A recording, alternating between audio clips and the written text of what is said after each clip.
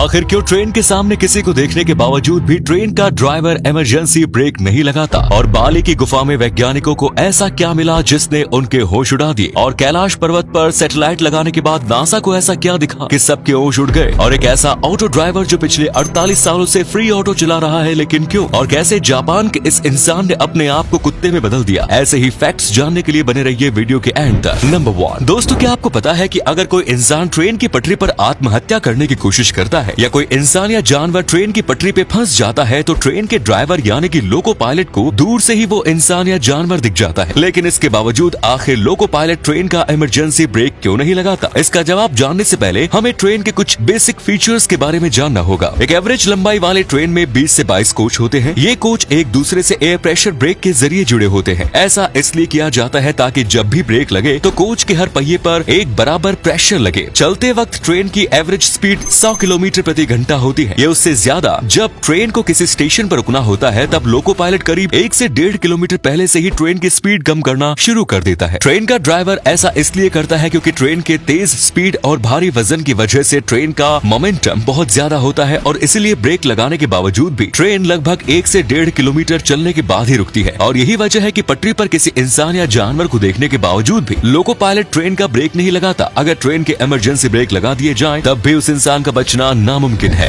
Number 2, वैज्ञानिक जब तुंगभद्रा नदी के पास मौजूद बाली की गुफा कहलाने वाले इस गुफा के अंदर घुसे तो जो उन्हें दिखा वो हैरान कर देने वाला था। जब वैज्ञानिक पहली बार बाली की गुफा के अंदर घुसे तो उन्हें ये अंदाजा ही नहीं था कि ये गुफा इतनी ज्यादा लंबी हो सकती है। और इसीलिए वैज्ञानिक गुफा से बाहर वापस आ गए और अगले दिन पूरी तैयारी के साथ खाने पीने का सामान लेकर गुफा के अंदर चले गए। वैज्ञानिक 2-3 दिनों तक इस गुफा के अंदर रिसर्च करते रहे और इसी दौरान उन्हें एक ऐसी चीज दिखी जिसने उन्हें हैरान कर दिया। वैज्ञानिकों को इस गुफा के अंदर एक बहुत ही अजीब नाखून मिला। उन्हें इस नाखून के ऊपर शोध किया तो पता चला कि ये नाखून किसी इंसान का तो बिल्कुल नहीं हो सकता। तब इसके बाद वैज्ञानिकों को यकीन हो गया कि ये गुफा बाली की गुफा ही है जहाँ बाली ने मायावी राक्षस का अंत किया था। और वैज्ञानिकों का मानना है कि उनको मिलने वाला नाखून मायावी राक्षस का ही नाखून था। नंबर 3, दोस्तों कैलाश पर्वत एक ऐसा अनोखा पर्वत है जिसके शिखर पर आज तक कोई भी आम इंसान नहीं पहुँच पाया। 11वीं सदी में एक बौद्ध भिक्षु योगी मिलारेपा ने कैलाश पर चढ़ाई की थी। वो इस पवित्र और रहस्यमय पवित्र पर जाकर जिंदा वापस लौटने वाले दुनिया के पहले इंसान थे। और तब से लेकर आज तक कोई भी इंसान कैलाश पर्वत के ऊपर नहीं चढ़ पाया, जिस वजह से आखिर कैलाश पर्वत के ऊपर है क्या, ये बात आज तक एक रहस्य बनी हुई है। लेकिन नासा ने इस रहस्य के ऊपर से पर्दा हटाने के लिए कैलाश पर्वत को सैटेलाइट से देखा और जब उन्होंने कैलाश पर्वत को सैटेलाइट से देखा तो उनके होश उड़ गए। सैटेलाइट से कैलाश पर्वत के ऊपर देखने पर शिवजी साधना करते हुए नजर आ रहे थे। गूगल के ऑफिशियल ऐप गूगल अर्थ से भी कैलाश पर्वत को देखने पर सेम यही चीज नजर आती है। आप अपने मोबाइल से भी गूगल अर्थ एप्लीकेशन का इस्तेमाल करके ये देख सकते हैं।